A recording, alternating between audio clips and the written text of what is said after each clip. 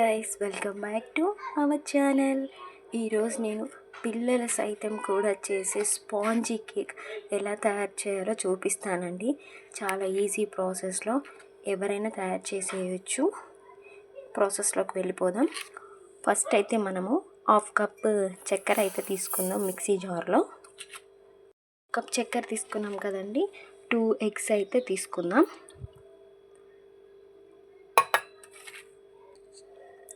1/2 spoon lemon juice అయితే తీసుకుందాం. ఎందుకంటే ఎగ్ స్మెల్ అనేది ఎక్కువ రాకుండా ఉండడానికి లెమన్ అయితే యాడ్ చేశానండి.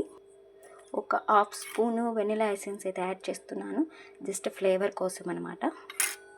ఇప్పుడు మొత్తం దీన్ని గ్రైండ్ అయితే చేసేసుకుందాం.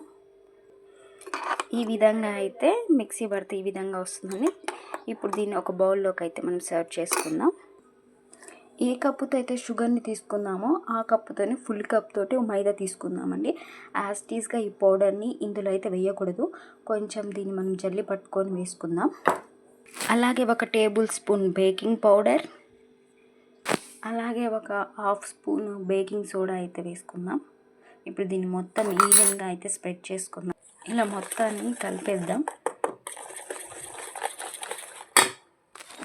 1/2 కప్పు అయితే ఆయిల్ వేసుకుందాం, ఫ్రెష్ ఆయిల్. మొత్తాన్ని కలిపేసుకుందాం. ఇక్కడ కలపడంలోనే ఉంటుందండి దీని టెక్స్చర్ అంతా. కలిపేసుకున్నాం. చూసారు కదా, ఈ విధంగా అయితే మనకి రిబ్బన్ లాగా అనమాట రావాలన్నమాట. అప్పుడే టెక్స్చర్ అంతా బాగా మిక్స్ అయినట్టు ఓకే అన్నమాట. ఓకే, ఇప్పుడు ప్రాసెస్లోకి వెళ్దాం.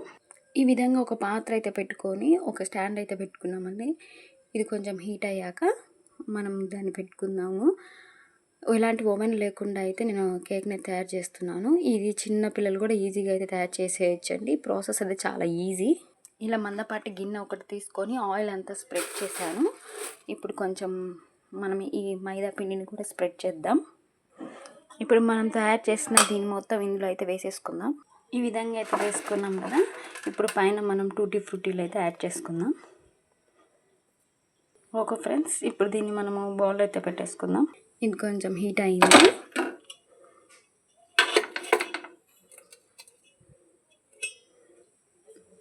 ఇలా అయితే ఉంది కదా. ఇప్పుడు దీనిపైన మనం ఇలా క్లోజ్గా పెట్టేద్దాం.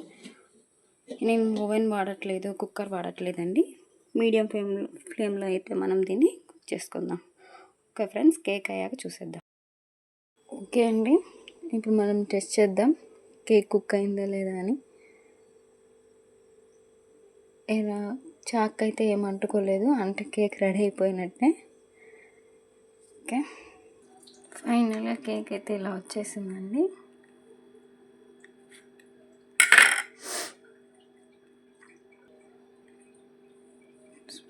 స్పాంజీగా అయితే ఉంది బాగా. కేక్ అయితే చాలా బాగా వచ్చిందండి.